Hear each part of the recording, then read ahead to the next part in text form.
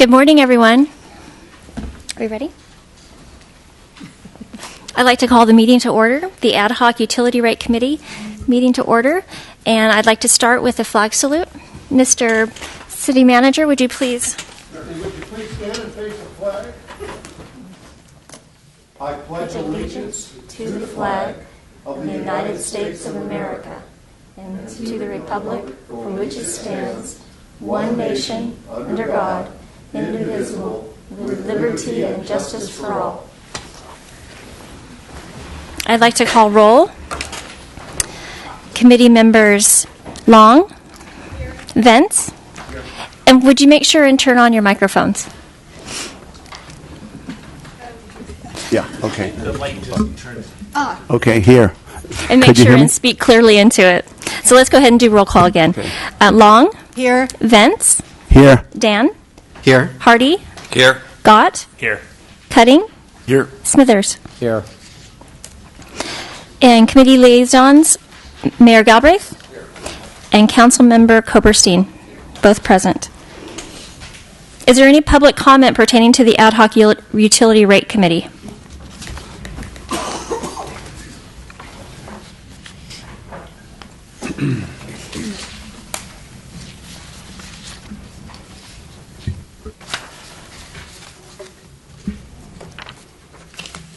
Good morning, committee members. My name is Pat Dell, and I'm the chairperson of the committee representing Citizens for Fair Water and Wastewater Rates. This committee was formed by Tom Belt and me after the vote to raise the rates on November 29th, 2016. We had two meetings, which were attended by approximately 80 people at each meeting. We circulated a petition. We were able to get about 925 signatures. The language in the petition is as follows.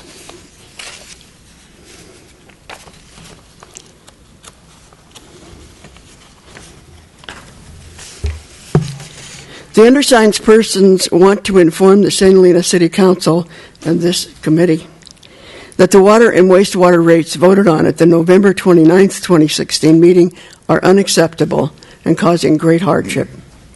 Please find a way to reduce the rates and create equity between residential users and commercial users. We also developed a vision and mission statement and an alternative plan to that of the city. I want to read two of the 9 points of that plan at this time. Establish an ad hoc committee to review revenue alternatives and other issues affecting the rate increase and assess the impact of alternatives on the rate structure. This committee should include city staff, at least one city council member, and members from the public that can fairly represent the diverse population of people that live in the city, both culturally and financially. This Fair Rates Committee and community organization was largely responsible for the formation of this ad hoc committee sitting here today, on which you sit. Unfortunately, our request for diversity was not met. You will most likely be using some information as you go forward that was developed by members of the Fair Rates Committee or its consultant. It bothers me that as I look at all of you, I only see one person who attended the several meetings at which the water rates were discussed. I attended all but one. This includes the meetings of the former Water Wastewater Committee and the several meetings held by the City Council.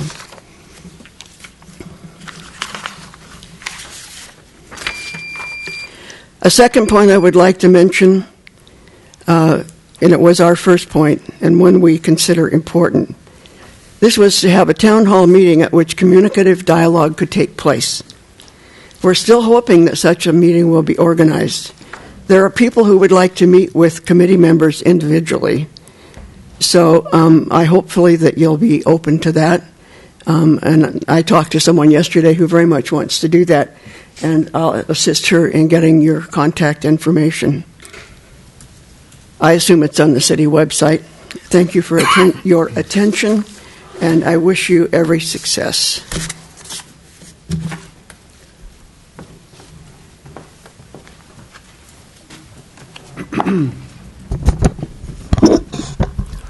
Good morning. My name is Tom Belt. I worked with Pat on this committee that she talked about, and I live on Hillview Place. I've had the pleasure of living in St. Helena for 40 years and raising my family here. It's a great place to live.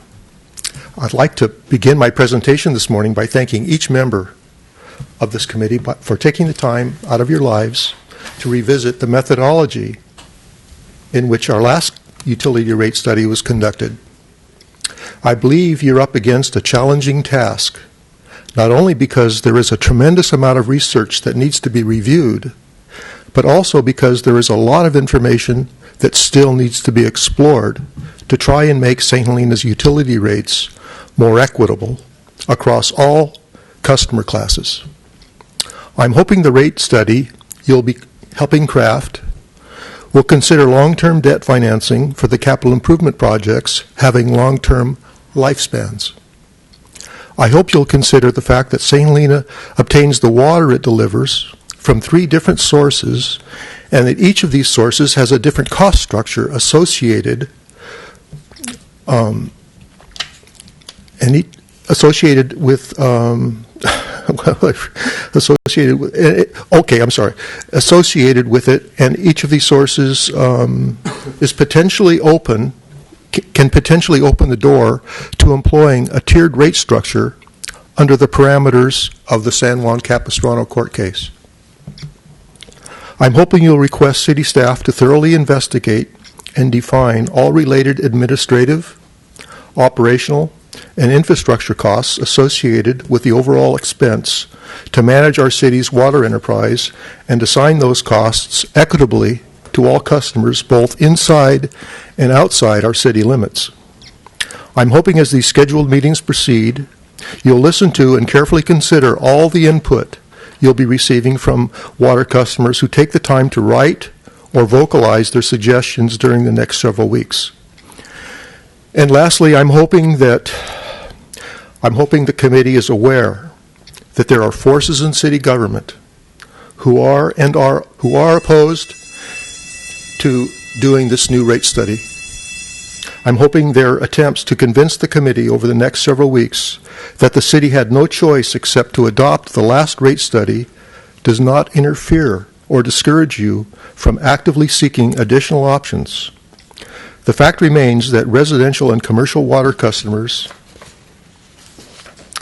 each purchase 50% of the water in St. Helena, yet residents are assuming by far the largest part of the rate increase.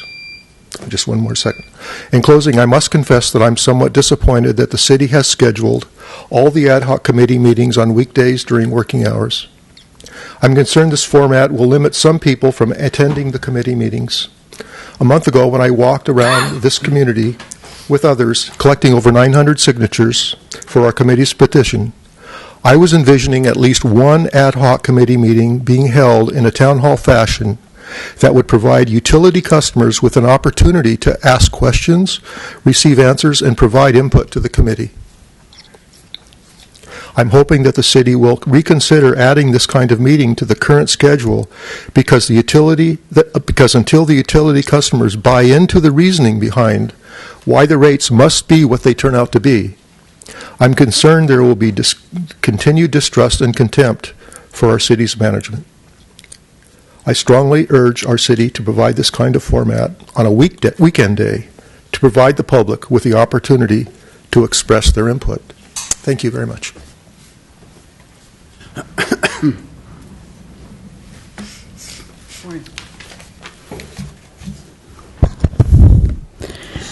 Good morning. My name is Grace Kistner, and I'm a member of the committee representing the citizens of St. Helena for fair water and wastewater rates. I'm here this morning to tell you that we are a committee representing the citizens of St. Helena We do not in any way dispute the necessity for the capital improvement project to our water and wastewater plants. We are here to ask that you, as an ad hoc committee appointed to review the rates, that you take a hard look at the way the capital improvement projects are being financed. Most of them are being paid for in cash in a very short time. We would like you to consider a means for financing them over a longer period of time. I heard someone say that the project would cost more if they were financed, but I would submit that it would make it more affordable to our citizens in the long run, particularly those on fixed incomes. Some of those projects have a useful life of 40 to 80 years, and the increases should be paid by current utility users as well as future rate users. I would like to give you an example of the increase. In my household of 2 people, our water bill went from $27 to $56.59, and the wastewater from $31 to $67.48, for a total increase of $66.17 a month. Many of St. Helena's citizens and businesses, particularly businesses, I've been downtown, and I've had 4 people downtown, including our cleaners, tell me that they didn't know if they're going to be able to stay in business in this town if these rates keep going like this. And they can't afford these huge increases and live here or run their businesses either. Therefore, I respectfully ask that you give this your utmost attention and solve the CIP problem and the needs for our citizens to be able to meet their responsibilities without going without their daily necessities. Thank you very much.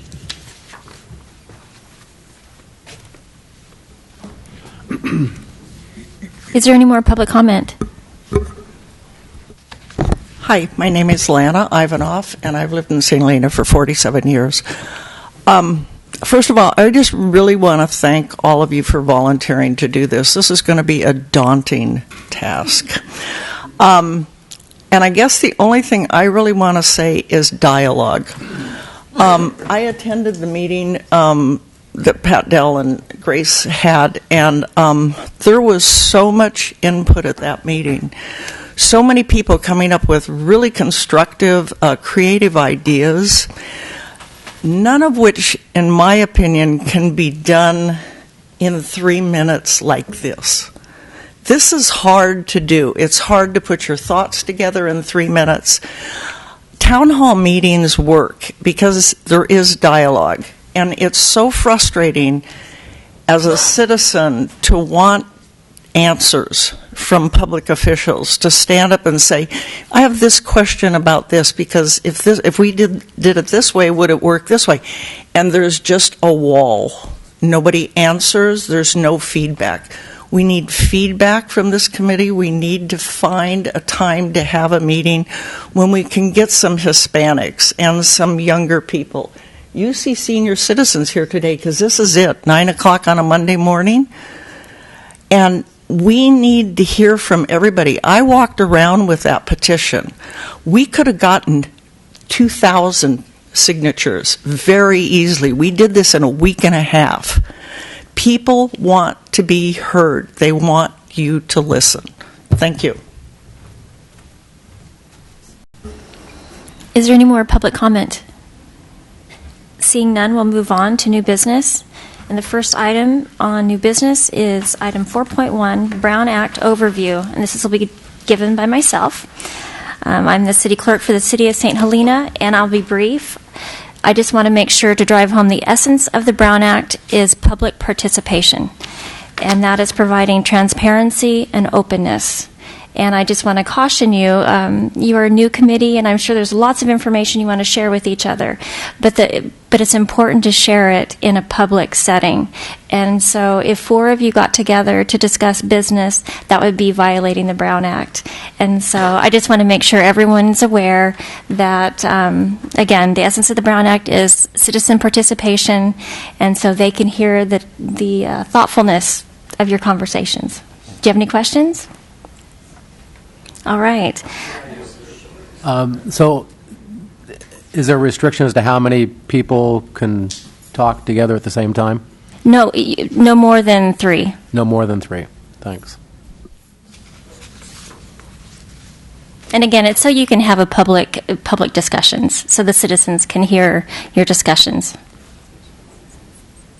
Any other questions? Okay, let's move on to item 4.2, committee appointment of chair and vice chair. So let's start with a nomination for a chair. I nominate Bonnie. I need you to have your microphone on and speak into your I microphone. nominate Bonnie as chair. Is there a second? Sure, I'll second. Okay, so it's all in favor, say aye. Aye. Aye. Abstain. Any noes? Okay, motion passed. We have a chair. Would you like to take over from here, Madam Chair? Okay, well, I'd like a nomination for vice chair, please. I nominate Tom.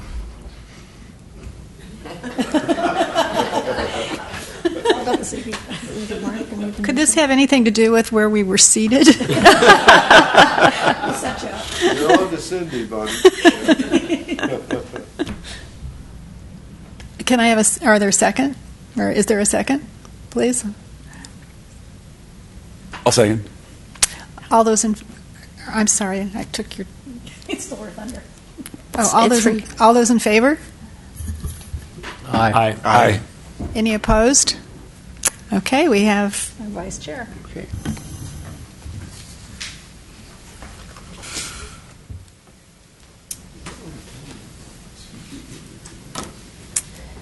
Okay, the next item is review council direction and council liaison,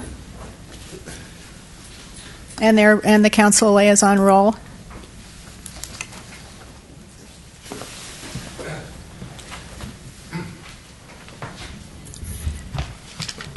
Good morning.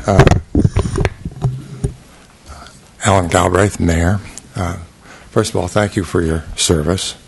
I do believe we've assembled an exceptional committee to take a second look at our adopted water and wastewater rate increases. As is apparent to everybody that has followed our situation, we have old and poorly maintained systems on both the water and wastewater sides, and they are in need of much and immediate renovation. I don't think you're going to find that the improvements that are in the rate study can be deferred at this point. They need to be tackled, and indeed I don't think there's much dispute about that in the community, thank goodness. Personally, I'm not aware of any methodological error in the rate study that the Council adopted on November 29. I will suggest in a minute where I think you perhaps should concentrate your energies. I do want to make the point, though, that you have exceptional staff available to you. Exceptional staff in the context of our Public Works Director, Erica Smithies, our Finance Director, April Mintz. She's backed up by Jennifer Toole, who was really the person that was the city staff liaison on the prior rate study. And Catherine Hansford, who was the rate consultant previously. She'll be available to you again. As far as I know, there's no suggestion but that her rate study was other than a first-rate rate study. What is my role here? I really don't think it's terribly much at this stage. I've been a student of our water and wastewater systems for years.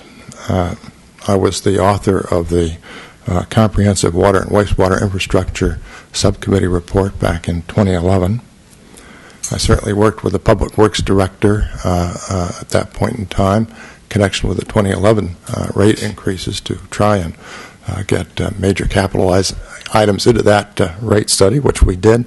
Unfortunately, a number of them were not accomplished and remain to be accomplished. Perhaps my key takeaway from all this experience is that the city, our city, and I don't think it's much different from any other city, tends to underestimate the costs of what needs to be accomplished. My example would be Tank 1A up at Bell Canyon. Looking at the estimate in the 2011 rate study, it was $1,040,000. It ended up costing perhaps $1,800,000 or so. But that's what you face. That's not to say that the engineers and the folks involved didn't make their best effort to estimate the costs correctly in 2010, 2011. That's just what happens to you. And certainly this is a lesson that the prior Public Works Director, Mr. Palmer, inculcated into my head on a number of occasions. So what do I see as the likely issues? Certainly the funding plan. Should the city consider a different funding plan from that assumed in the 2016 rate study? You will need to become familiar with the funding plan in the 26 rate study. It certainly does include a substantial amount of funding from the state revolving funds. It also assumes a certain amount of cash-financed capital improvements. Is that the right balance? You need to assess the practicality and the fairness. That's why, among other things, I'm glad to see in this committee we have sort of a mixture of folks that are on the older side and on the younger side. I'm not at all clear to myself that we really have much maneuvering room here. We're not in compliance with our bond covenants on the water side, as you'll hear, and that has serious impact on our borrowing authority. And to my way of thinking, public sources of borrowing likely are going to be considerably less expensive than private sources, although I'm not an expert here. And we do have both a municipal bond expert and bond counsel to provide further background detail, expertise to your committee. Certainly, I applaud the fact that you're being charged with looking at our various classes of customers and making sure there's no material inequity among those classes of customers. This is a very difficult issue. Let me underscore that the City of San Juan Capistrano case has impacted us gravely, as it's impacted many communities around California. Basically, to my understanding, brought an end to tiered rates unless you can justify and show that more expensive sources of water are going to specific customers, in which case, of course, you can justify higher costs to those customers. When the prior committee went through this process and looked at our water system, the Capistrano case and the impact on it was a source of very significant discussion. It was also the source of significant discussion at the City Council level. I want to underscore that there can be, as I understand it, no subsidization of one class of customers to another class of customers under that case. I don't like the case. Governor Brown doesn't like the case. It was decided by a court of appeal, but legal counsels advised that the Supreme Court of California, for which I once worked, denied review. It's a published decision, and it's binding on all communities in the state of California at this point. So with respect to your recommendations, just broadly, please keep in mind at all times that you're dealing with enterprises. They're businesses. The wastewater system, the water system, they need to be run as enterprises. And in your charge, you're required to follow generally accepted financial principles. And I know when I met with each of you, I handed out that wonderful little booklet that highlights what I believe to be generally accepted financial principles for municipal operations. But I think many of you who have strong backgrounds in finance would recognize those principles as equally applicable to the way you run your businesses. I would also make the point that whatever happens here, we need adequate reserves in our water and wastewater funds. We cannot be in a position where the general fund is called upon to subsidize these operations. There are a whole bunch of reasons for that, but it should be obvious to each of you that that should not happen. And then I would also say, just with respect to reserves, a good example, to my way of thinking, was before the City Council the other night. We've had a wonderful wet water year. We had tremendous infiltration into our wastewater system.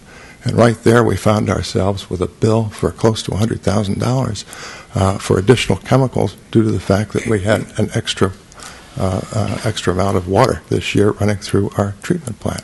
That's just the kind of thing that is unexpected that can happen to you and underscores the importance of reserves. And just one final point, which is that when you're looking at rate studies going out over 5 years, you're dealing with projections. We all try to do our best with projections.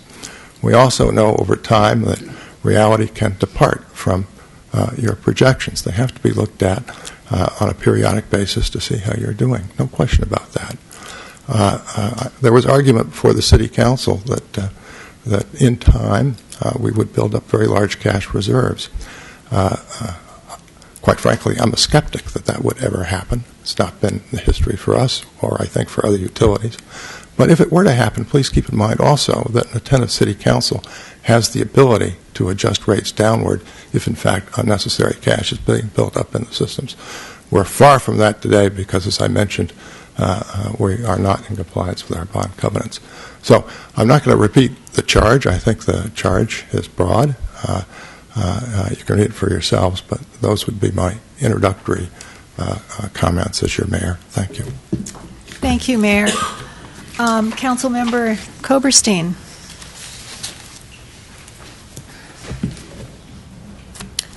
Hello. I think I've had the opportunity to meet all of you during the appointment process with the exception of Mr. Dan.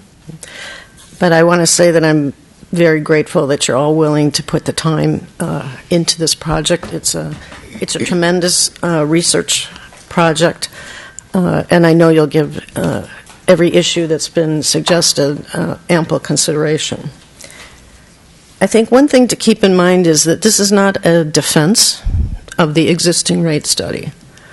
Rate studies have a lot of assumptions built into them, and we're not here to defend that study or critique it. We're here to look at whether there's a different set of assumptions that are plausible and defensible and can go into building the rates, and that possibly by doing that, the rates might be lowered. So we're not looking for methodological errors. We're looking for other assumptions that are plausible to be considered. Obviously, we're doing this because we're looking for more public acceptance of the rates. That's one of the goals of rate making. Of course, you're supposed to cover your costs, but you're also supposed to achieve public acceptance. Another thing you're supposed to do, another goal, is affordability. And that probably underscores for everybody while we're here, because there are some significant adjustments in rates that cause some people to spend more of their income than they actually can for their utilities. It's true that the enterprise funds are funds on their own, but given this rate structure, the general fund has to subsidize the enterprise fund in order to help people who live here who can't afford these rates, help them pay them.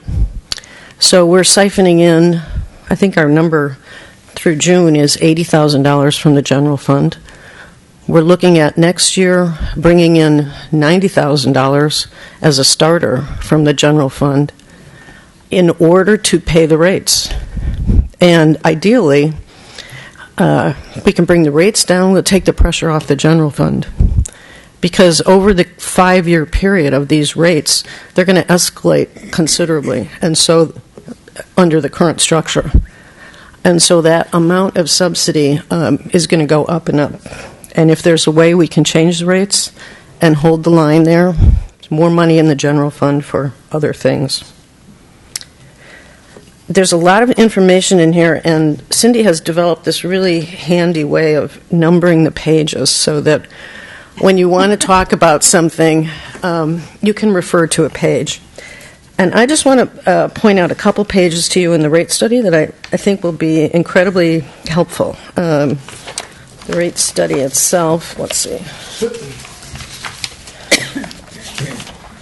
Rate study. Oh, tab 2. You are going to be looking at the capital improvements program. You are going to be looking at whether things can be bonded or not. If you turn to page 74 to 75, you're going to see on the water side, you're going to see the list of capital improvements projects. And under the column that is entitled Notes, the second column from the left, you'll see how everything is proposed to be funded. There's a lot of funding by reserves, cash. There is some new debt. You look at the table on page 75, you'll see the same thing. On the wastewater side, I think that's pages 124 to 125. Other important pages in here is really there's a depreciation schedule for both the water side and the wastewater side. And what that schedule gives you on page 80 on the water side, it shows you the projected asset life of the capital improvements projects.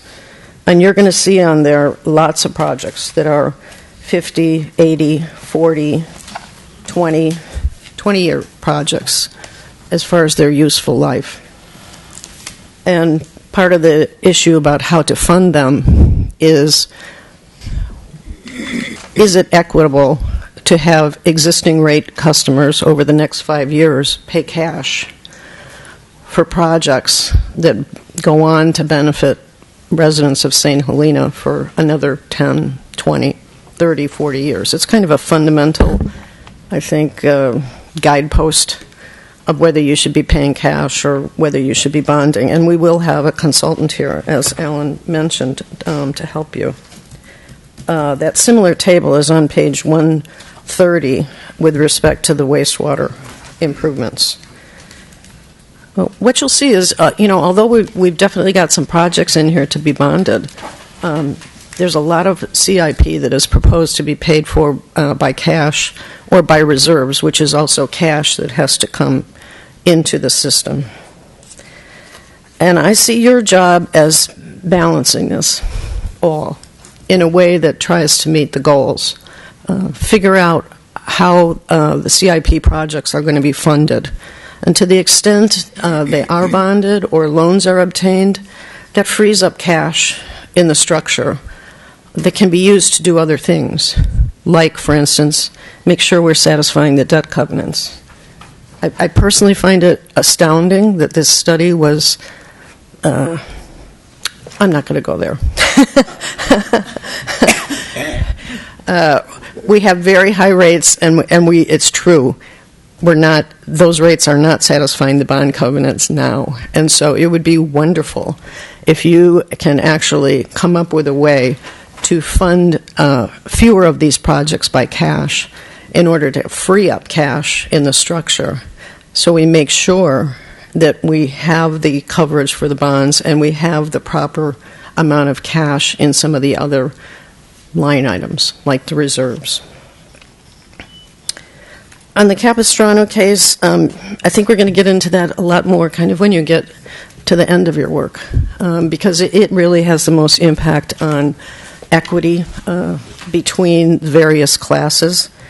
And it's true, you're not supposed to be subsidizing. And the question, I think, is, are the residential customers here subsidizing other customer classes? And I think it'll be a very interesting discussion when we get into it. Catherine will be here, other people. I think it's an important thing to look at, not just from an equity perspective, but from a Proposition 218 perspective. Should we be doing that? Should we be putting a greater burden on one class in comparison to their usage than another?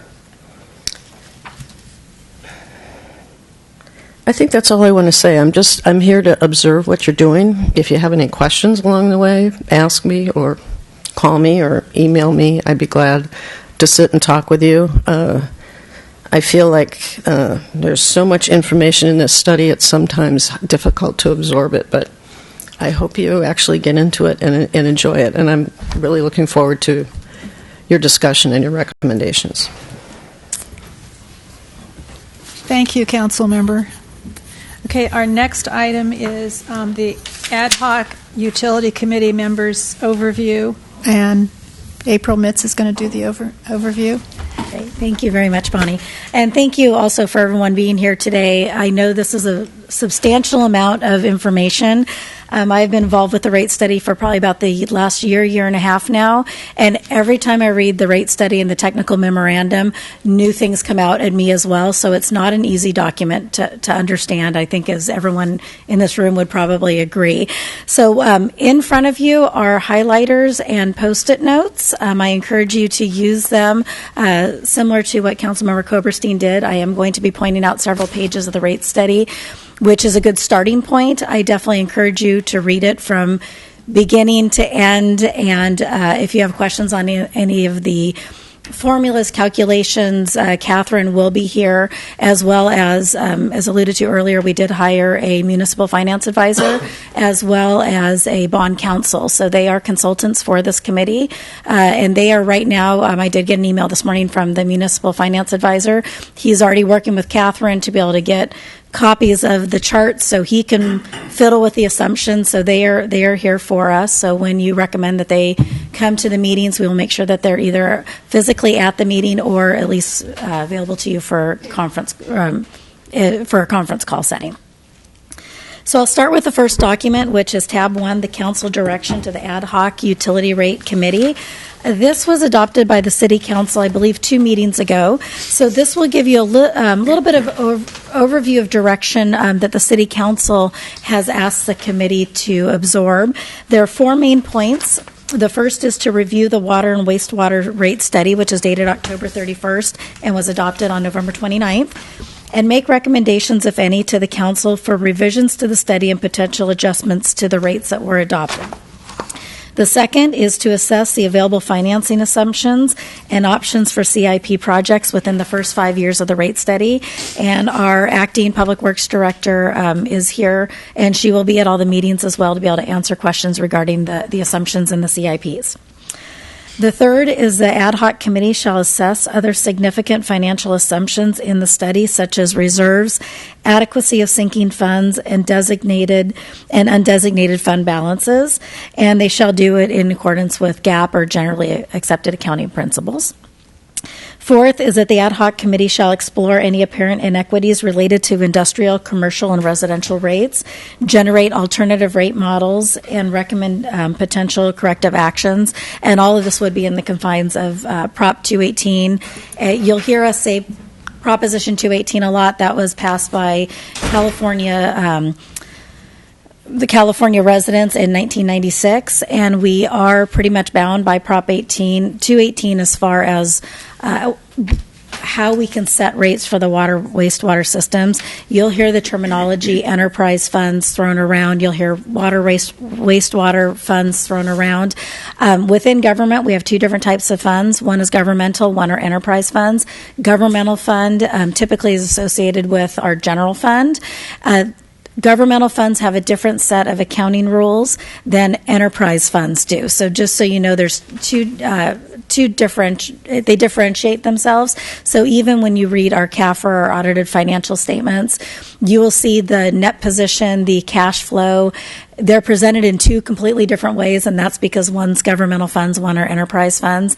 If you work with businesses, which many of you do, you'll see the enterprise funds, the balance sheets like more similar to a business balance sheet than they will the governmental funds. So definitely ask us any questions. We are going to have these experts on hand for you to answer any of those questions as well. And in addition, the ad hoc committee does need to give consideration to our bond covenants. It was mentioned earlier. We do have 3 bonds out right now on our water, wastewater systems. We have a 2005B, a 2006A, and a 2012B bond. So all of those bonds, we do have to maintain our bond covenants, which is the 1.2 or the 120%. So you'll get more and more familiar with that, and the bond counsel can answer any questions as well as the municipal finance advisor on those. The second is that any water, wastewater project not included in the rate study that must be financed in the next 5 years. It is quite possible during the term of this ad hoc committee, there might be projects that come up that weren't accounted for in the study that might cost the city some significant funding. So as those, hopefully they don't come up, but if they do, we'll definitely bring it to your attention, and that might need to be something else that has to be considered with the review of the rates. And the third is the legal precedent that was set in the Capistrano case, primarily related to the tiered rates. The case summary of it does state that it is, unless you can prove definitively that there is a different tier that can be charged based on it costs more to provide wastewater services to this particular class of customer, where the San Juan Capistrano case basically said you cannot do tiered rates.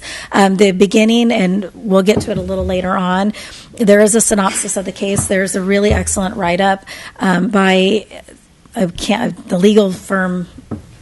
It's Best and Kruger, I think, wrote it. But it was on behalf of the League of California Cities. It was on behalf of the cities where they give their argument why they don't think the San Juan Capistrano case was fair and some of the challenges that municipalities are faced. Unfortunately, we are bound to that as well, being the court case decision. But really interesting reading on that. So as you get a chance, please read through that. The second tab is the adopted November 29th rate study. So this was the rates that the previous ad hoc committee went through, that the city council had reviewed and had adopted. There are several items. This is when you want to get your sticky notes ready that I'm going to point out to you. And my apologies for bringing my reading glasses because some of the charts are very, very small. So the first thing that I wanted to point out is on page 11. This will give you an introduction for the purpose of the study. So basically, why did we do the study? What were the parameters behind the study? Why the city decided to hire a rate consultant to help us with these rates? It is standard practice that you do review your rates and revise your rates approximately every 5 years. So this was our 5-year mark. And it does talk about Proposition 218 on that page as well. The next page is page 18. And that will talk about the major assumptions. So as Councilmember Koberstein commented on earlier, there were some major assumptions that were made. We needed a place to start. So these were the assumptions. So read through the assumptions as far as the CIP projects, the future user share of costs, system rehabilitation costs, new growth. So this talks about the major assumptions that were put in the rate study to get to basically the maintenance and operations and CIP revenue requirements that were the basis of the study. The next page I want to point you to is page 37. So this is what gets into what I call the nitty-gritty, the very, very technical aspect of it. There are two different sections. The first part of the rate study is the rate study itself. The next two documents are the technical memorandums. So we have one for the water systems and then one for the wastewater systems. So that's basically the methodologies. So that gets into the information that our consultant had who did the study for us. It gets into what is the cost of operations, what are the costs as maintenance for each of the systems, what are the CIP projects, what are the things that we have to do to make sure that we provide clean and safe drinking water, as well as we provide a wastewater system that things don't get backed up, they go through the system, they get filtered, they get processed correctly, and our Public Works Director can allude more to that since she knows more of the technical aspect of it.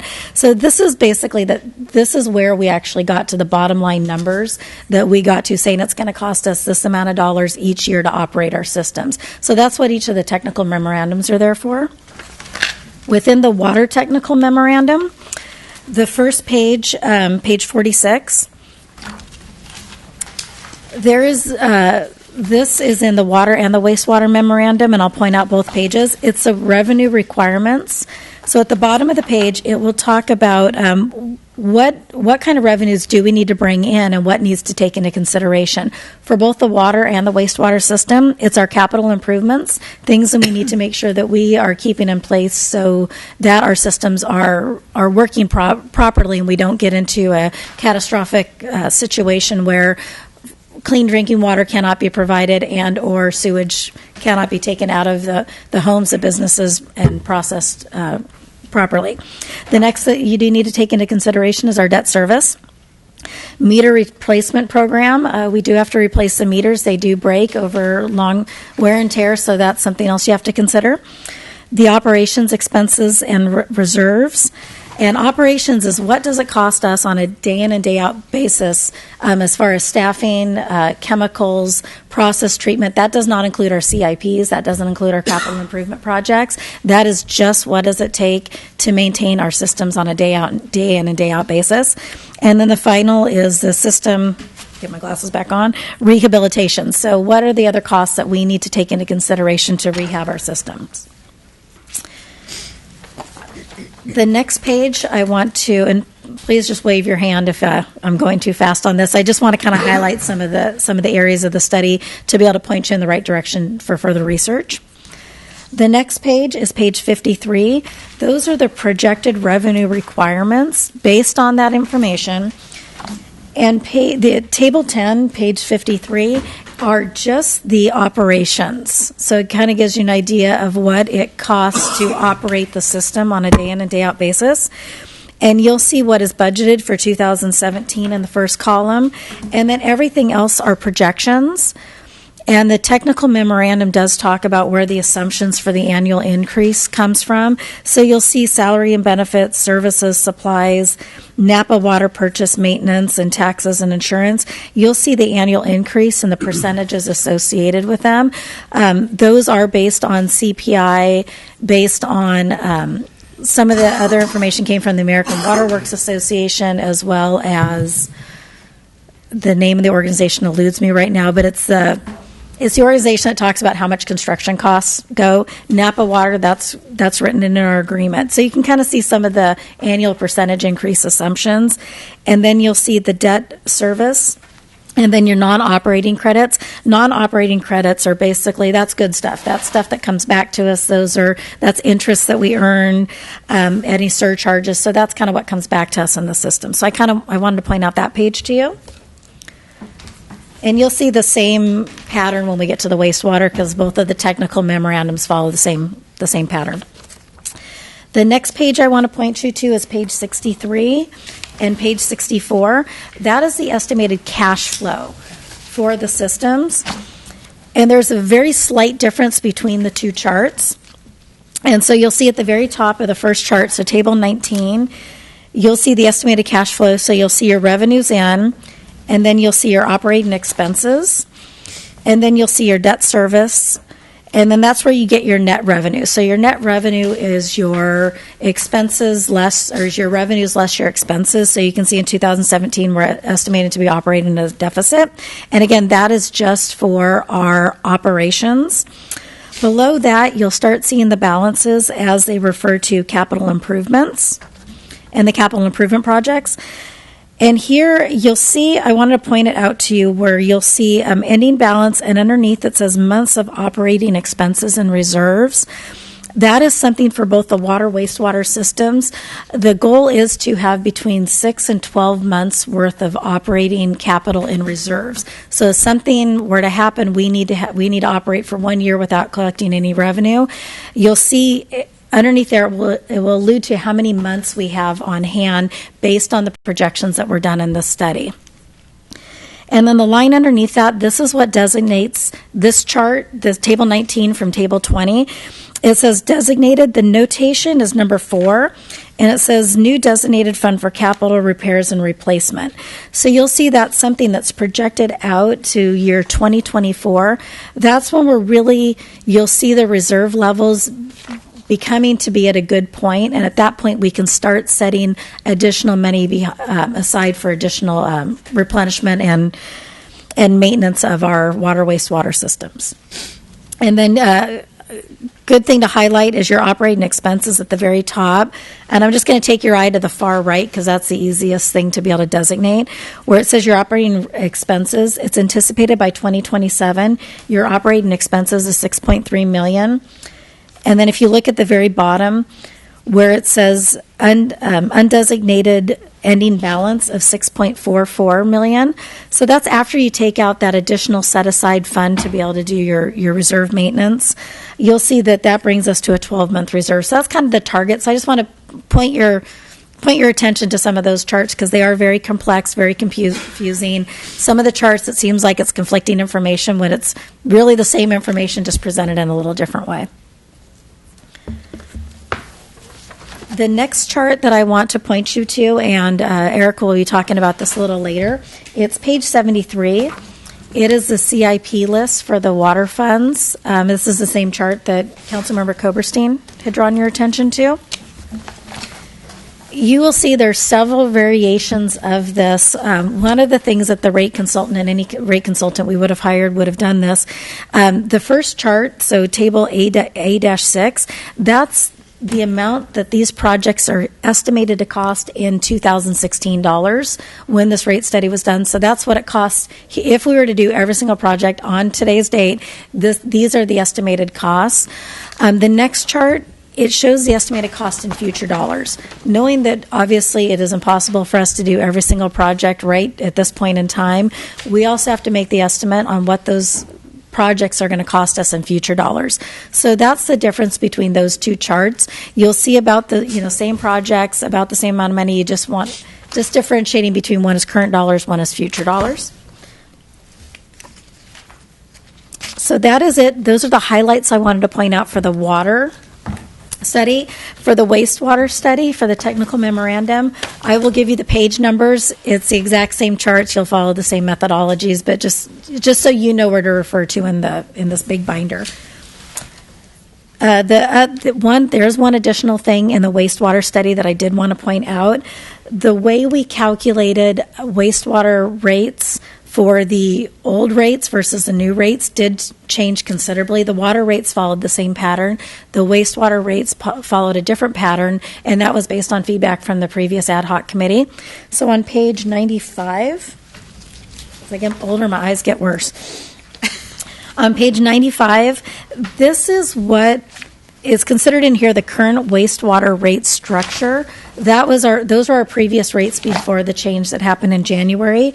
As you can see, the base rates for it was based on the meter size. So it wasn't necessarily what went down into the sewer system. It was just based on the capacity of the meter size. So you aren't comparing apples to apples when you look at the old rates versus the new rates on the wastewater side. So you have your non-residential base rate. So you have your residential base rates, and then non-residential is based on the size of the meter. And then down below is the usage rates. Usage rates are similar. The change between the old rates and the new rates is for industrial users, which is your commercial, laundry, wineries, restaurants. What goes down in the system, it's no longer based on your pipe size. It's based on what they call BOD and TSS or SS. And I will have Erica explain those in more detail because, again, she is the expert on what goes into our system. But it's basically what kind of stuff goes down the sewer drain and how much does it take the city to actually process those chemicals and those solids before we can legally send them out and discharge them either into the Napa River or have them go through our systems. That is a much more standardized way to do it. When we talk to rate consultants, you still can do it this other way. The previous way that we did it, but the new way that the new rates are set up, it really does give more consideration to the types of things that are going through the sewer system and not just the amount that's going through the sewer system. So I wanted to point that out, that is a big difference between the old rates and the new rates for wastewater. The next page is page 98. Again, that gives the revenue requirements for the wastewater system. It is the exact same list that you'll see on the water system. We deal with the same things. Then page 102 will give the wastewater revenue requirement for operations. As everyone's turning, I can take a little drink here. I'll have to get everyone here more used to talking in the mics too, so don't be afraid of the microphones. So again, that gives your wastewater revenue requirement for your operations. Page 113 and 113, that will give your wastewater cash flow, the projected cash flow, and again, it has that line item where you can see the amount for the wastewater system that is being set aside in a separate fund for rehabilitation of the system. Page 123 and then 124, those are the wastewater CIPs that were identified for this study. Again, goes in the 2016 dollars as well as future dollars on the next chart.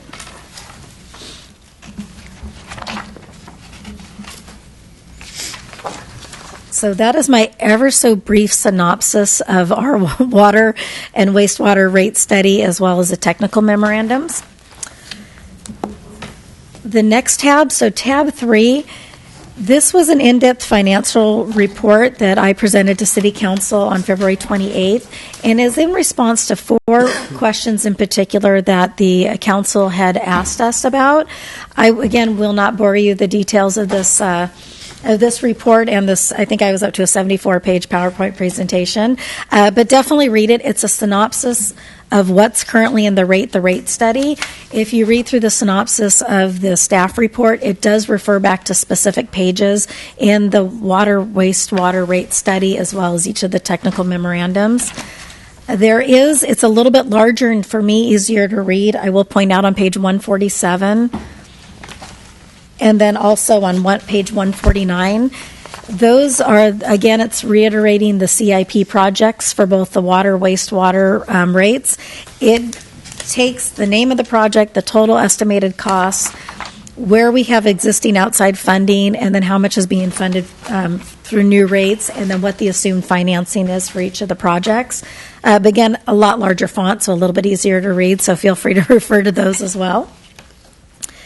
The next tab is the Regional Water Quality Control Board cease and desist order, something for you to be familiar with. This was basically an order that the city did receive from the Regional Water Quality, I can't even pronounce that, Regional Water Quality Control Board. And it was given to the City of St. Helena, and our Public Works Director can speak a little more to this if you need more detailed if you have more detailed questions and need more detailed responses on this. It was a cease and desist order that was placed on our wastewater treatment plant, and it has to do with the amount and type of discharge that we put into the Napa River system. In 2016, the board, basically a cease and desist, that's the easier way to say it, the board, we now fall under new regulations for what we can put into the Napa River and how much that wastewater needs to be treated. Under our current standards, what we currently do right now, we do not meet most of their regulations as far as how much we can discharge, as well as the amount that we have to treat, the amount of the water that has to be treated to get discharged. Right now, under several circumstances, we don't meet that, so we do fall under a cease and desist order. On page 226 and 227, that gives us our tasks and timelines. So those are things that we are mandated that we have to follow. If we don't follow them, we can be we will be heavily fined. It was my understanding, I would have to reread through the timelines. This cease and desist order came up after we started the other rate study. So the costs associated with having to comply with the cease and desist order were not included in the original rate study for the wastewater. So just to make you aware of that, this is something we don't have, or was it included, Erica? Okay, my apologies. It was included. So this is one of those critical projects that we have to do. We have no ifs, ands, or buts. There's no wiggle room on it.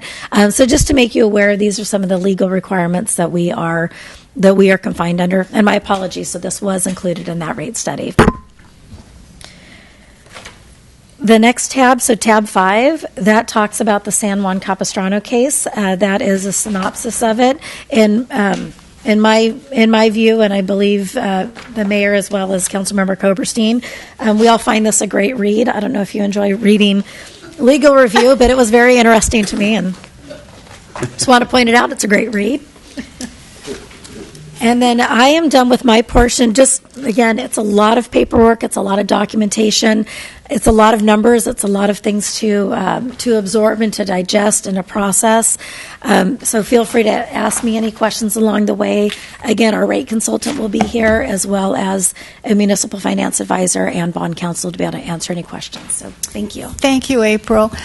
Does anyone on the committee have any questions for April at this point?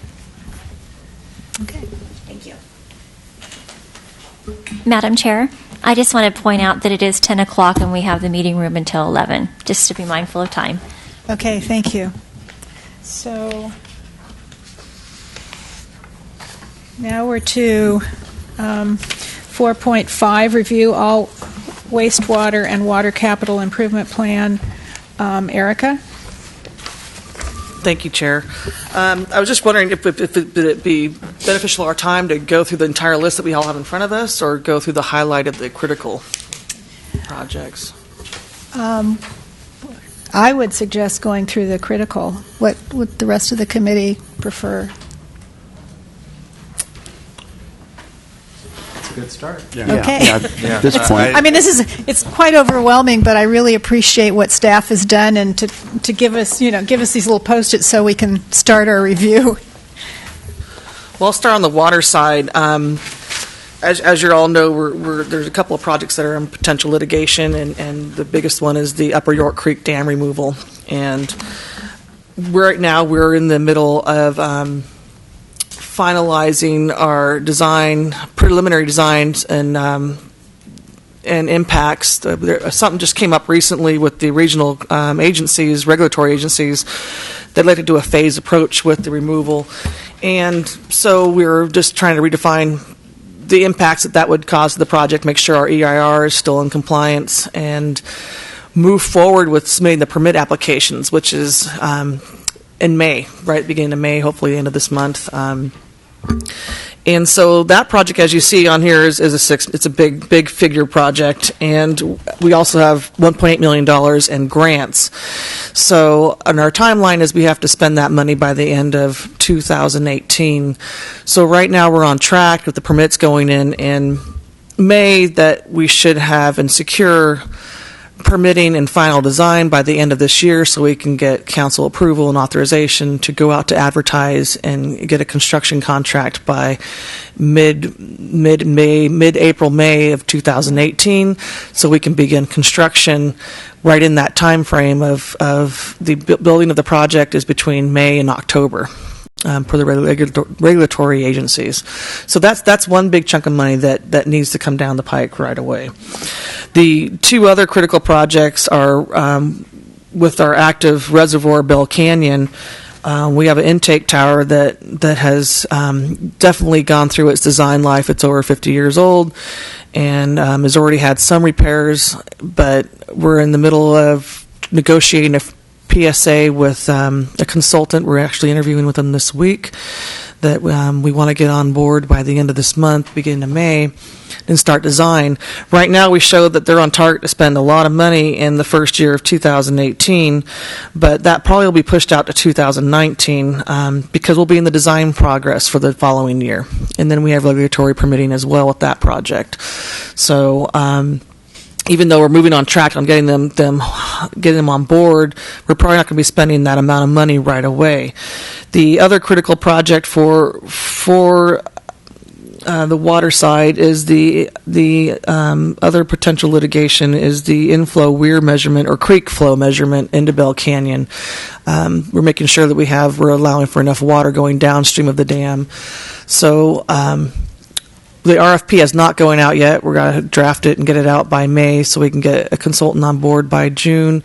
So we're on target with spending that funds for we had, just so we back up a little bit, this project has been in progress for years now. I think we had a draft study in 2012 or 14, and then it was put on hold. A lot of these projects were put on hold. They've started, they've stopped. Holmes Tank Upgrades, another project we put on hold because we didn't have funding.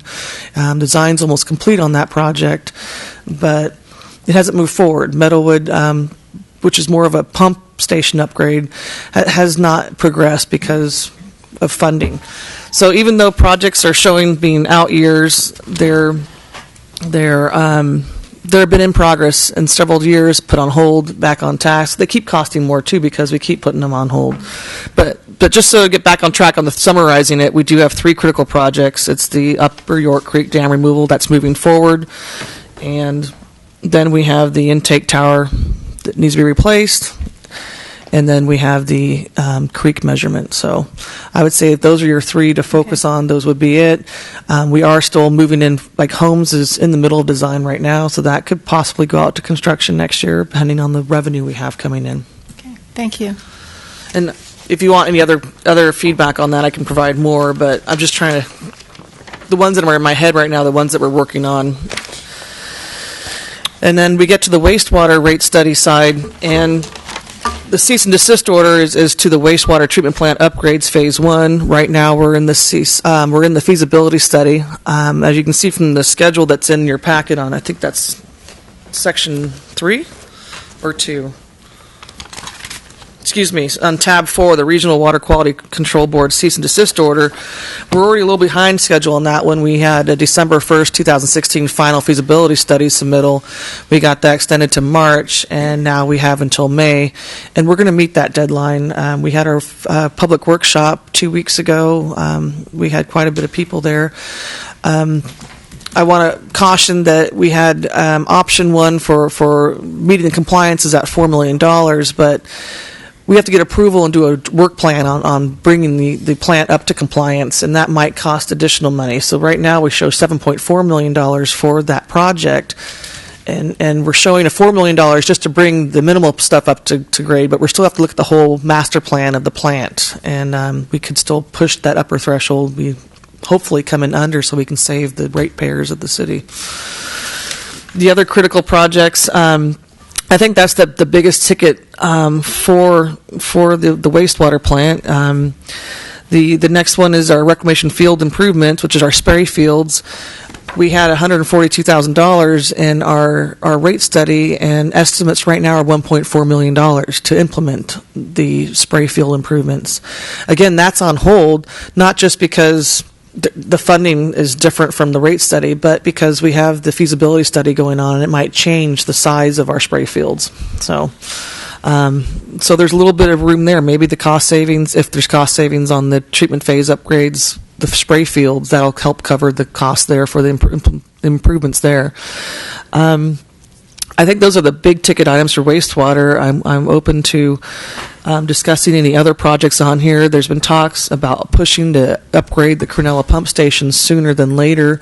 That's not projected to start until 2019, but if we want to start design sooner, we could possibly start that in 2018. These are those kind of thoughts. I'm not sure if that's totally the ad hoc committee's role, but just some of my thoughts coming in on board and seeing where we might need to move some money around, but we still need that funds to do that work. So with that, I open any questions. I have a question. I'm not sure this is the best time for it, but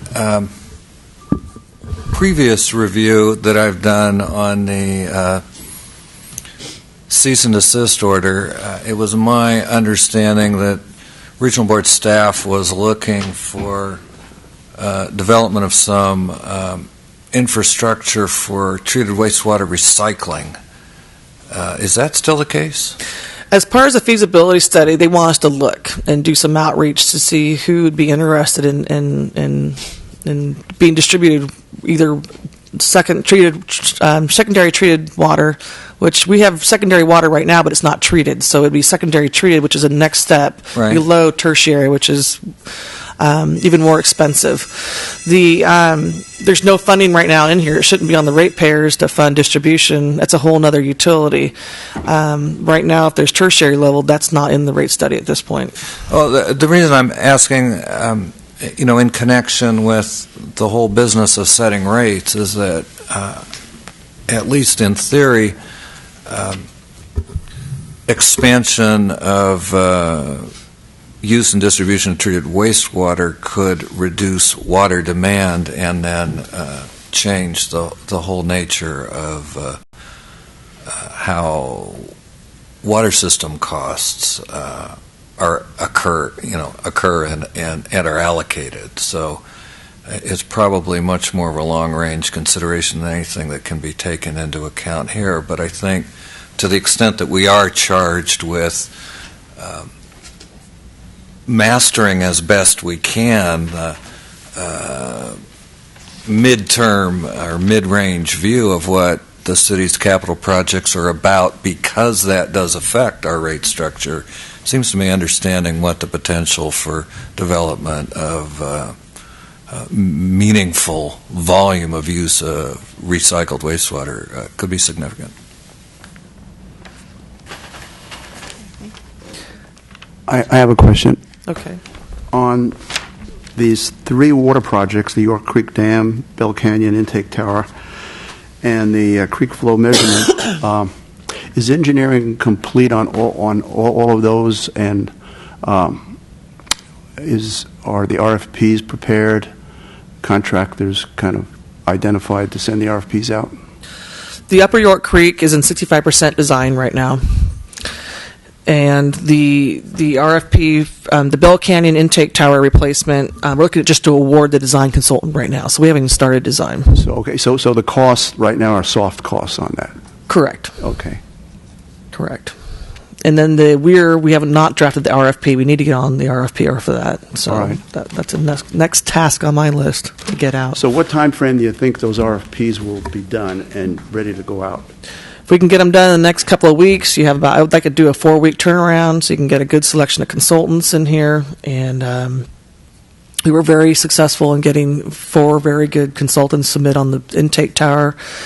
There was discussion of possibly I think we should need to go back out to another RFP for the creek inflow measurement, just because it's a little slightly different than an intake tower, and you might get a different consultant on board for that one. That one is originally drafted a study, but it sat and languished, so I think we need to do a new start, and then utilize what we've done before. And I'm not sure all the background on why that didn't work, on why we didn't move forward, but I'm sure I'll read up on it. Yeah, sure you will. And so I have the same question for the wastewater, as far as where the designs are and where. So you said the reclamation is still in feasibility, so that's a soft cost at this point until you get that done. Correct. And then the cease and desist for the upgrade, where is that from the standpoint of it? So the cease and desist, that's what triggered the feasibility study. Yeah. So you have each step, you have in the milestones on the tab 4, it's the mile marker. So you have the feasibility study, you get that finalized, which May 1st, and then you get the Regional Water Quality Board, you get their approval, then you move forward the work plan for the plant, and then you go out, which includes master planning for the entire plant. And then you have the design, which would be going out to RFP again. Okay. So we have the consultant on board to do all the first 3 steps, but then we'd go out to RFP and solicit a designer to do the recommended improvements. So when do you think the RFP will be done on that one? We wouldn't start the RFP until we know what we're doing. So what we do, you'd attach all the feasibility study. The cease and desist order would be part of that RFP, the work plan, master plan, and the approvals from the state. So I guess you have to follow the schedule in the cease and desist order beside. Yes. So once these projects get going, how does the city manage these projects? Could your staff manage them as you're managing consultants now, you're managing RFPs, you're managing responses, you're managing construction. So how does that get done? Right now, like Upper York Creek, it's at the city's advantage to stay with the city staffer on that project, and there's 2 of us. I've been working with Tracy Prokowski, our grants manager, since she has the grant management side of it. So she's almost like a co-manager on the project. So we're working side by side to keep that project moving and the consultant on their toes so it doesn't languish again. The other one is the other 3 projects or 4 projects. I am right now manning the wastewater treatment plant phase upgrade. I think at this time it's appropriate for city to be chiming in on that one and making sure we stay within the cease and desist order and not allowing the Regional Water Quality Board to dictate what the city does, because we have to be mindful of the ratepayers. Yeah. Once we get out to design, in the past, the city has farmed a lot of stuff out to project managers. We have a lot of other projects going on within the city, sidewalk, streets, that we try to manage ourselves within. But there's a possibility to augment staff time through consultant management to keep these projects moving forward. So they would be temporary people that would come in and do that? Correct. Okay. Thank you. You're welcome. And the beauty of these projects, not that it doesn't hurt the ratepayers, but is that these projects could go all out at the time that they're scheduled in the CIP. Depending on the approval process of the regulatory agencies, some of these projects have to get the permit agencies on board. But a lot of them don't affect the citizens directly. Like when you have a street or road overlay, reconstruction projects, you're affecting traffic, you're affecting residents with noises. These are at the plants, and so that way I don't think there should be a delay to the citizens. Like construction causes a lot of hardship to folks getting around town. These are off-site. They're not going to be. So to me, they could roll out on schedule, pending staff availability. But mostly, I think we'd be on the income, the revenue coming in from the rate study, and the regulatory agencies are our only hold-offs from getting these projects moving forward. Do we have the staffing to be able to do the projects as they're planned, time-wise? That's what I'm saying. Most of the stuff would be all consultants because it's specialized design. Okay. As far as project management, we could manage consultants. Okay. Thank you. Any questions for Erica? Any other questions? Okay, the next item is discussion of items to be placed on the next meeting agenda.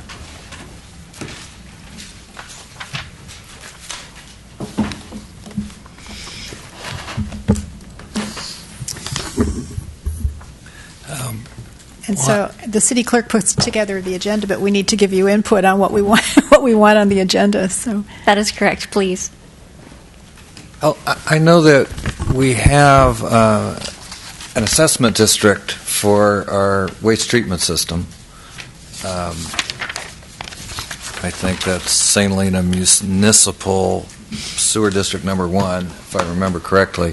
It's not clear to me whether or not we have an assessment district for our water system, and I'm hoping that the next agenda we could have a discussion of how assessment districts work, whether we have one just for the sewer system or both for the sewer system and the water system, because I think we need to understand that in order to fulfill our charge of looking at the city's financing options for the capital improvements.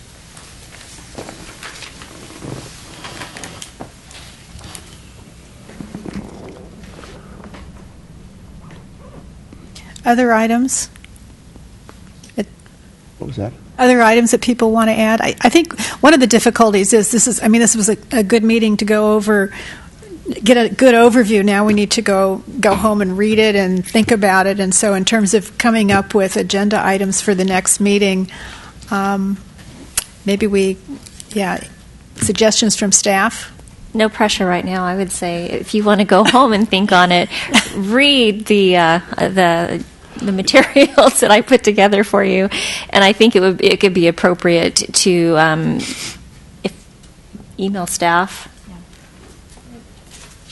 If I can add to what Cindy said, just be mindful that some of the requests, we will do everything we can to research the information as much as possible. However, if it's because of Brown Act requirements and posting requirements, this would have to be posted by Friday, which would also mean that would only give staff Tuesday, Wednesday, Thursday to do any substantial research in addition to, for me right now it's budget time, so I pretty much have back-to-back meetings for the entire week. So it's something that we can definitely get the information, and it might, the presentation portion of it might just be copies of everything for the committee to be able to digest without much staff analysis. Just wanted to make you aware of that. But definitely you can email myself or Cindy, and her and I are going to be working on the agenda together because Cindy is actually getting on a plane this afternoon for a conference all week. So her and I will be remotely working on this agenda together. Yes, I would like to suggest also that after some of the committee has digested what's in the report, and I already have looked at the report and am pretty familiar, so what I would like to do is maybe draft up a list of questions for Ms. Hansford and for the bond folks, because I'd like to get them on board as soon as possible, but I want to make sure that the committee is up to staff too, to start discussing some of the major issues that we're here for and that we've been asked to take a look at. So what format would you like? Would you like us to send you an email with questions or what? You can send an email directly to me To you? Okay. with whatever you're requesting to be put on the agenda. And I've been A list of questions. my apologies, but I've been gone for a week, and so I got the booklet the day I left, and I was at a conference, and so not able to read much of this before I went. So I need to spend some time on that. But I don't know how much other people have reviewed so far, or where we are and how we can move forward. If I may make a recommendation, we could also re-agendize review of the materials in the book, just as we had it agendized in this agenda, just to give you that lateral. Well, I'm not sure my suggestion conflicts with that, but I do think we might do well to have specific agenda items for a review in particular of the capital projects, so that we have a more complete discussion of what's on those lists and why, and what perhaps, and what's coming, what may not be on the list and what's coming. We've covered that subject in brief today, but I think we would do well to get a more complete discussion and have the opportunity in between now and then to review the materials we have so that we can ask staff more informed questions. And then I think along with that, and here's where I think Tom's suggestion comes in, is I think we should be learning as much as we can about the financing options. And there, having the bond expert present is essential. Yes, and I can volunteer, for example, for next agenda meeting to kind of simplify the water and wastewater CIP funding in a simple document, which I've already done. And maybe that can be an agenda item that we can discuss to see the comparison of what's funded, with debt, what's funded with cash, and maybe, why. We can ask Erica why, or sort of discuss those major issues. Along with what Lester was talking about as far as CIP projects, which I completely agree with, I think one of the key aspects, though, is going to be the assumptions around when those monies are going to actually go out. Right. Because it sounds like I'm hearing that there's delays and there's things moving around, and now we're in phase 2, and obviously that'll have a big impact. So I think if we dig into all the CIP projects, project by project by project, at the next agenda, part of that has to be when is it really likely for those monies to go out? Maybe an updated estimate as to when we may spend that money. So that would be a discussion for the next session. I think that sounds good. Yeah. Because if the projects are going to take place over a longer period of time, that really affects the funding, or when the funds are needed.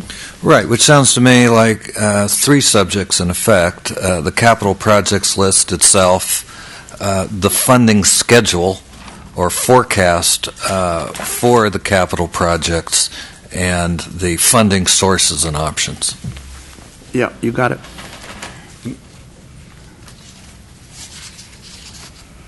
I think it's going to be easy for us to get distracted into analyzing the projects themselves. And I think we ought to endeavor as a committee to avoid that, because that isn't our expertise, nor is that necessarily what we were called here for.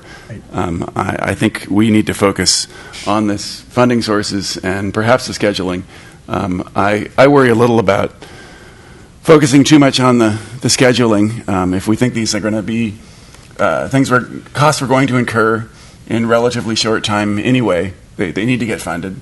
It also seems like it's very difficult to guess the funding schedule on these. So I would urge us to spend the majority of our time looking at the funding options.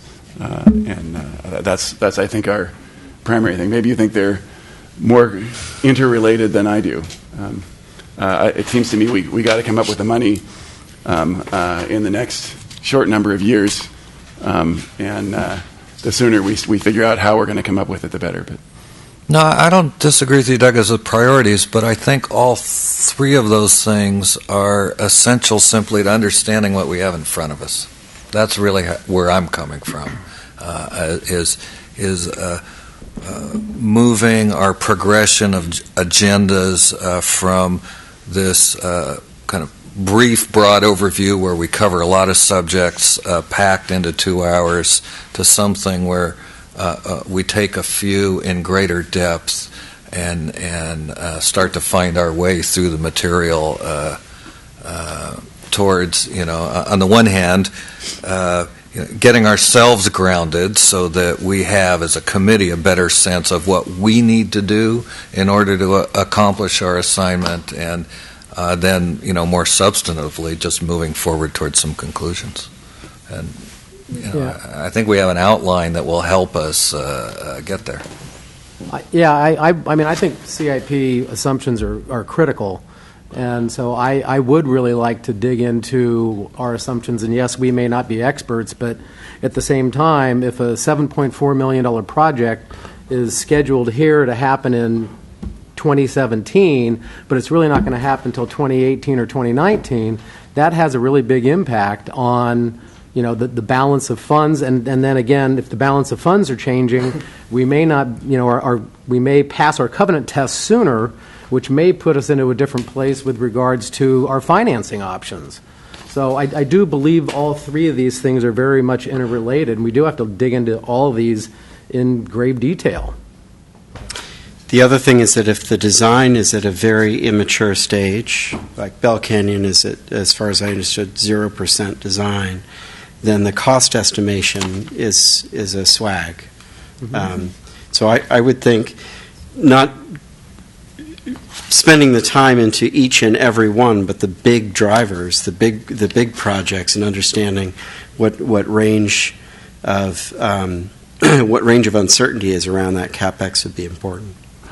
Yeah, and I don't think we're talking about digging into the technical need of the project. We're just talking about the scheduling of the project, and that could be informative also if it turns out that bonding makes sense.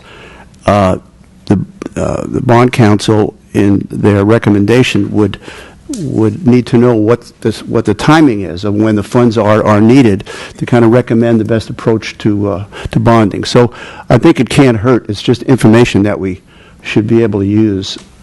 I mean, the scheduling aspect of it. If I might chime in here, on the wastewater treatment plant, it's the 2019 is the 3.2, the first half of the.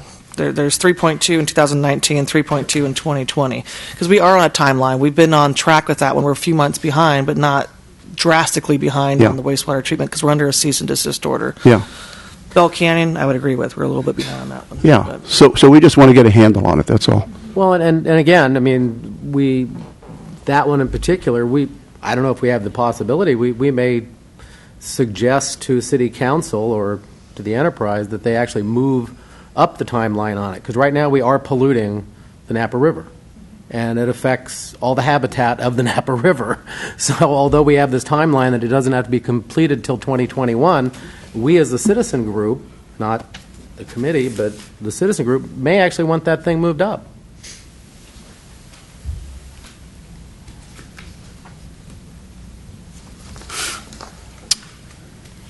Would it be appropriate to ask if there's any comments from the public, given, just in terms of since we've still got some time? Would the committee be okay with that, and is that appropriate? I was thinking we might address some of the remarks we heard at the beginning.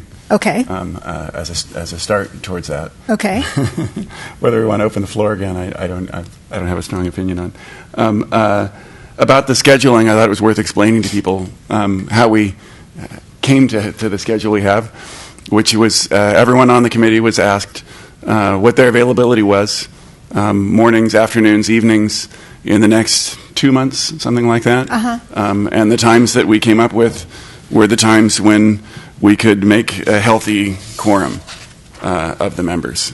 So there was no conspiracy to try to schedule them at times that were awkward for anyone, but rather just to make sure that we could get the committee together.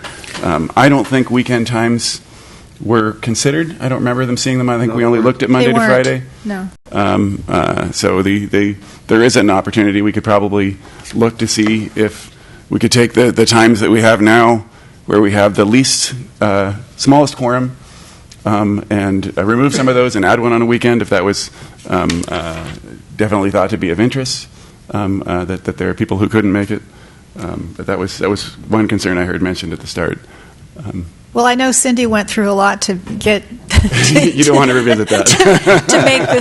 to make this work. Yeah. So. Yeah, I would definitely support a weekend meeting if that was possible. In the town hall format? In the town hall format, yes. Of course, if that's so desired. Okay. Yeah, I would suggest that everyone, the public participants and the committee, will get more out of a town hall type meeting when we're deeper into this. I'm certainly not well enough educated yet to answer any hard questions. So I endorse the concept, but I don't think we're ready.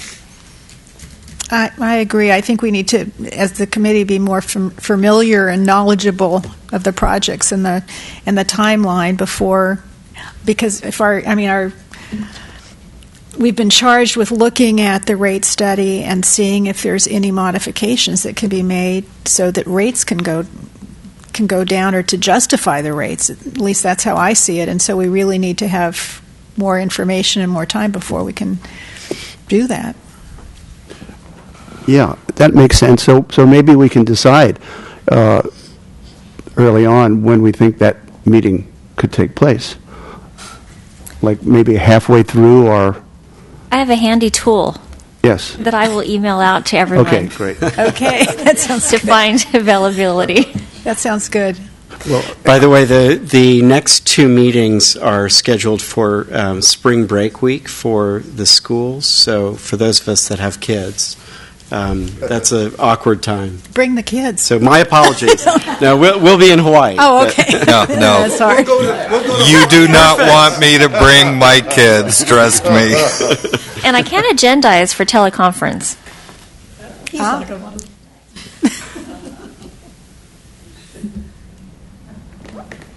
Okay, well, any more questions, comments, discussion? Bonnie, I had one comment. I would appreciate the committee's focus at the appropriate time on looking at some of the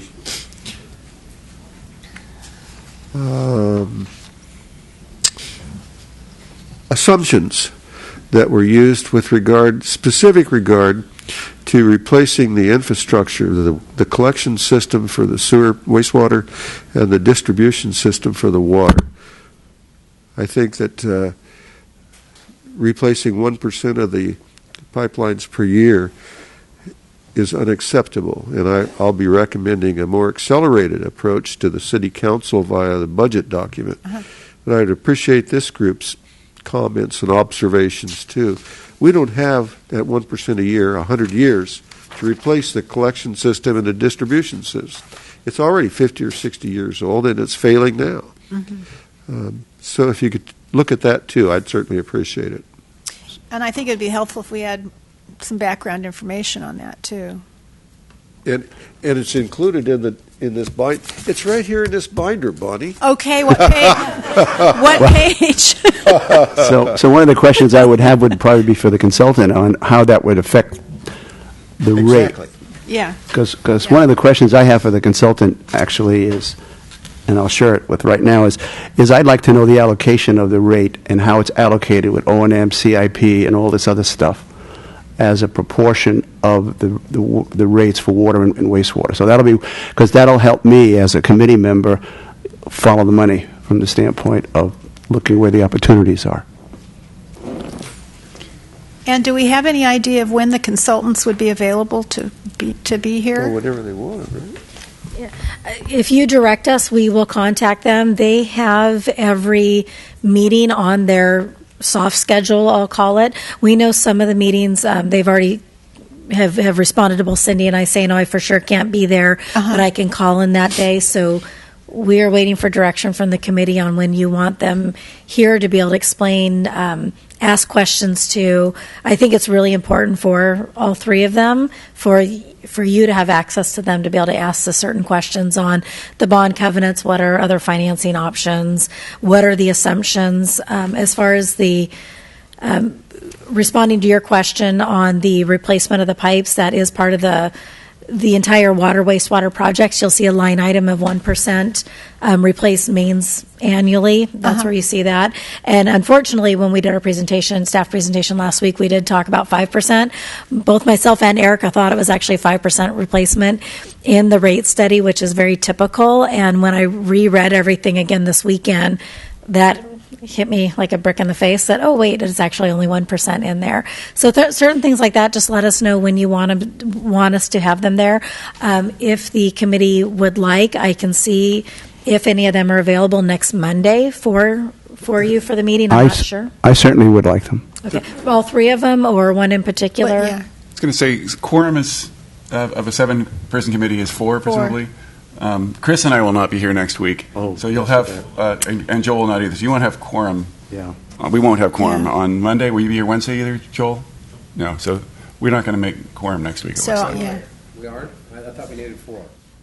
I'm here all next week. Oh no, we do have. Oh, sorry, we do have 4. I'm not counting right.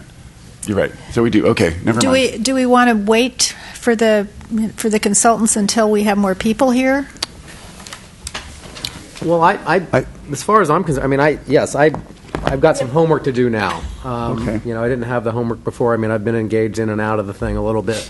But now I've got something that I can dig into and read in its entirety and write all my questions out. So I don't even have questions yet that I would pose to the consultants. And so for me, if we get a few weeks into this, then there's, I think, questions that we can be asking, for the consultants. So I wouldn't bring them next week. I wouldn't either. I'd wait a couple meetings. Yeah.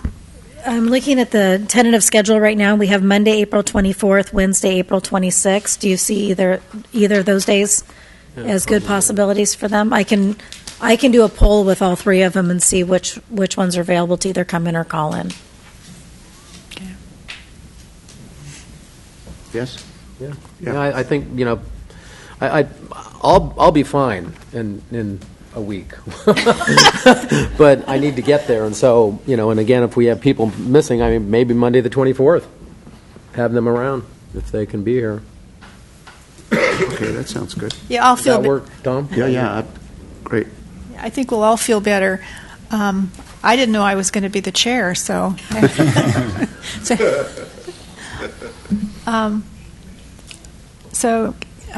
Mayor, council member, any comments you want to add? Okay. That could help us move forward? Well, I certainly agree that the timing of the capital improvement programs can have an impact. Here's the issue, though, that you need to keep in the back of your minds, and that is our debt service covenant, which says that revenues must be 120% of net income.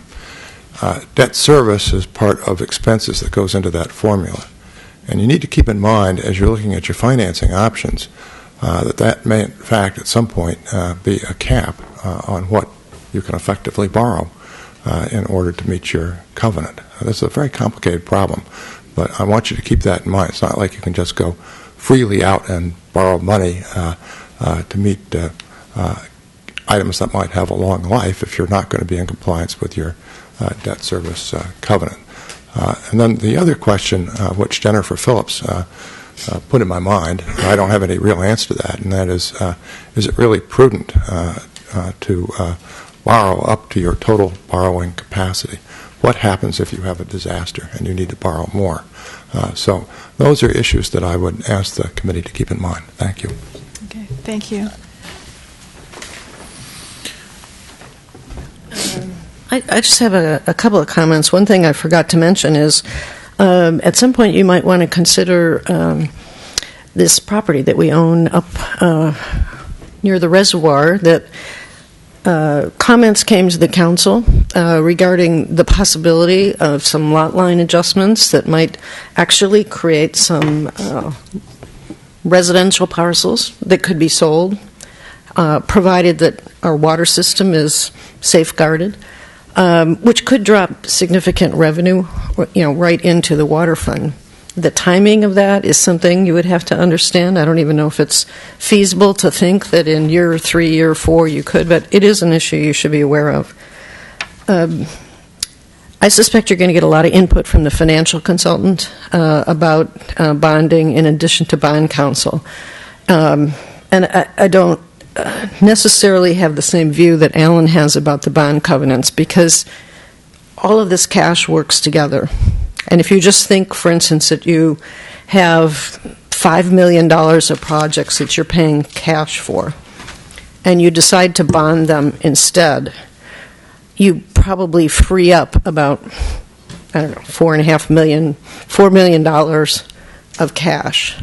And so that is really your cushion that is going to enable you to still satisfy the bond covenant. So I sometimes refer to this as a Rubik's Cube, because you turn one thing and you have to look and see how it affects another. And so having more cash available for operations as opposed to projects can give you the cash, the net operating income you need to satisfy the bond covenants. But I'm sure going to hear a lot more about that from the bond guys. But anyway, thank you again. I'm really encouraged by your discussion today, and I really appreciate what you're doing. Thank you. Thank you. Any other discussion that we need to... shall we open it up to the public? Is the committee okay with that? Yeah, I'm fine with that. If you want, sure. Okay. Yeah. So we've got 10 more minutes.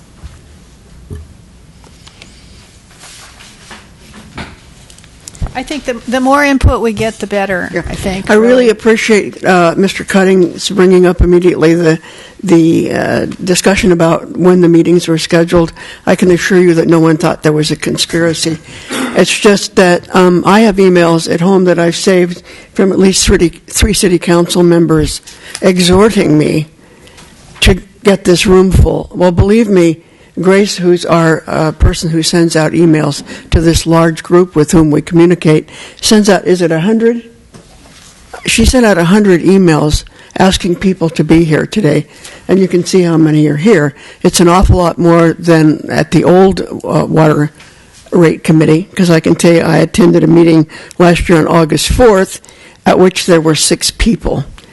So this is better than it has been in the past.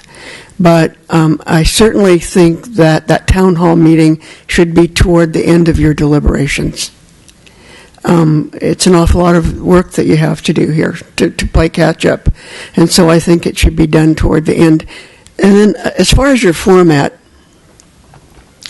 if we're going to encourage people to come out, as we will, we have to be able to understand what you're doing. And for instance, when April Mitz was speaking, I would venture to say that none of us understood more than 50% of what she was saying. Because for one thing, she's looking that direction. And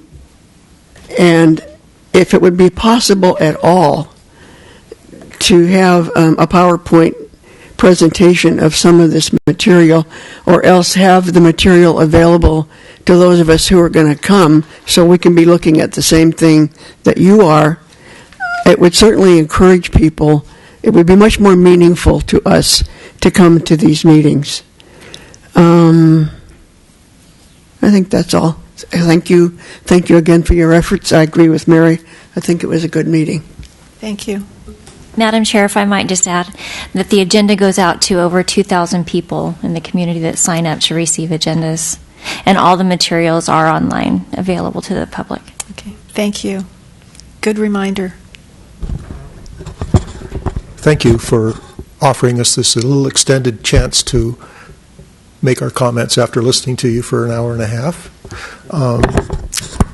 I've spent quite a bit of time since August of last year questioning some of the decisions and things that the rate studied. And one of the things I'd like to encourage all of you to do, if you're willing to take the time, is look at some of the other water utilities within our counties, adjacent to our counties, because I think you'll find, for example, like with Napa and with Santa Rosa, that they are using tiered rates, and they're also using other things that we haven't ever considered, as far as I know.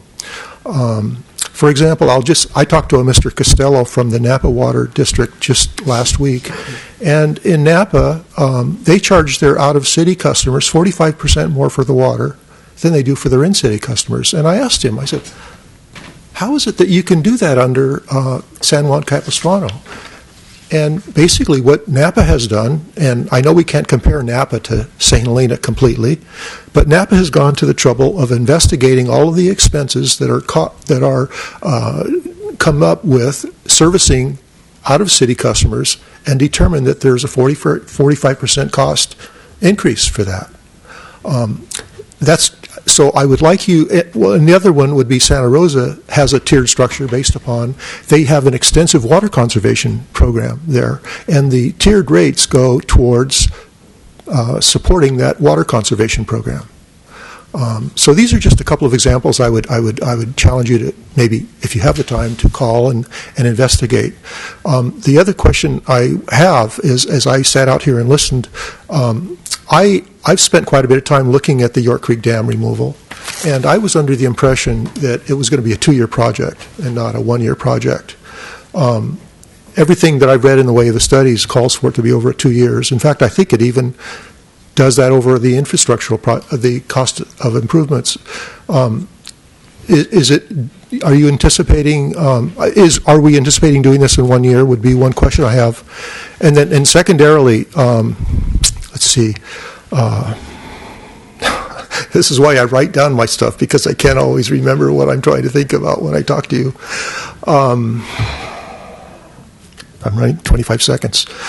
Go ahead, Erica. Could you answer that question? The major construction work, like the sediment removal and the dam removal, is 1 year project. But then there's ongoing monitoring of the rehabilitation, the restoration, and the habitat restoration, and to make sure the sediment barriers that we're putting in place of the dam are working. Okay. So that's part of the meetings about looking at this. There was a San Clemente dam removal project that failed this past year, and they want to make sure that the regulatory agencies used to say go by the book. Well, the book didn't work on this other similar location. So our Upper York Creek Dam removal is getting a second look now on how that's phased. So the major work will be done in 1 year, one season, but then the restoration will be reviewed and making sure the sediment, downstream sediment, is being distributed accordingly. Okay. So there'll be ongoing monitoring now. 2 comments to that. The first one is when I've looked at the capital improvement projects, it looks like some of the restoration money for the York Creek Dam is going to come in the year 2023. And I'm thinking, you'll have to look at the capital and structure projects yourself, but I think it's quite a ways after the dam has come down. And the second thing is, you mentioned that there's a potential, I believe, that the California Environmental Quality Act, if we're doing another system, if we're doing a new design on our project, will our CEQA documents that were completed for this project, will those be required to be postponed and re-evaluated, which will then again delay the project from when we're starting? No, the short answer is no.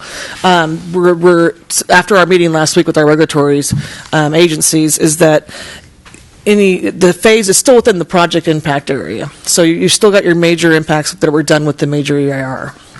And if anything that we might shift a little bit downstream would be hopefully an addendum to the existing overall project, okay, which does not go back out to public comment. Okay. In the addendum. And then I'm trying to answer your other question about that. So your CEQA would still be in compliance. CEQA was, okay. The last thing I'll mention, and I know you've given me quite a bit of time here. Thank you. When I went into City Hall and talked to Eric, actually, I thought one of the things that would really help me understand our water system better would be a map that I could look at and see how the water comes from Napa and is distributed throughout our system in order to better understand where the costs and expenses might come from. And Erica provided me with a book that was, I think, somewhere between 40 and 50 pages long. That was, I don't know if you've ever seen a geodetic survey map, but it's in quadrants, and they're in very small sections. And basically, in order to get a full map of and visualize how our water system is designed, you'd have to tear all these pages out and paste them together and probably set it over a distance, I'm going to guess 20 by 10 or something. And I think if there was a map that was more easily to understand, that would visually explain how our water system works in a setting, I think it might help us all. So I'll just leave you with that comment. Thank you. Thank you.